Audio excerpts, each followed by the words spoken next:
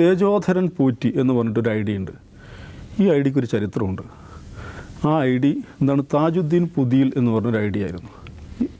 ആ I D ഈ ബാബരി മസ്ജിദ് വിധിയുടെ സമയത്ത് അതുമായി ബന്ധപ്പെട്ടൊരു പോസ്റ്റ് ഇടുന്നു.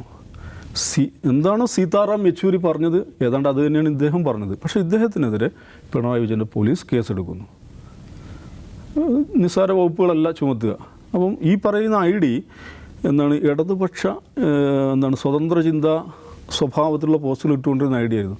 പക്ഷേ അത് ആ ഐഡിയെ പിന്തുടരുക, അതിങ്ങനെ ഇവോൾവ് ചെയ്ത് വരികയാണ്. അത് പിന്നീട് ഈ മുസ്ലിം പൊളിറ്റിക്സിനെ കുറിച്ച് സംസാരിക്കുന്നു, പിന്നീട് മുസ്ലിം അസേഷനെ കുറിച്ച് സംസാരിക്കുന്നു, ഐഡൻറ്റിറ്റിയെക്കുറിച്ച്, ഈ ഇഷ്യൂസിനെ കുറിച്ച് സംസാരിക്കുന്നു. പോയി അദ്ദേഹം ഒരു തിരിച്ചറിവെത്തുകയാണ്. ഈ പറയുന്ന താജുദ്ദീൻ പുതിയിൽ എന്ന് പറയുന്ന ഐ ഡിയുമായിട്ട്, പ്രൊഫൈലുമായിട്ട് നിന്നാൽ പ്രശ്നങ്ങളാണ്. അദ്ദേഹം പെട്ടെന്ന് മാറുകയാണ്, തേജോധരൻ പൂറ്റിയായിട്ട് മാറുകയാണ്.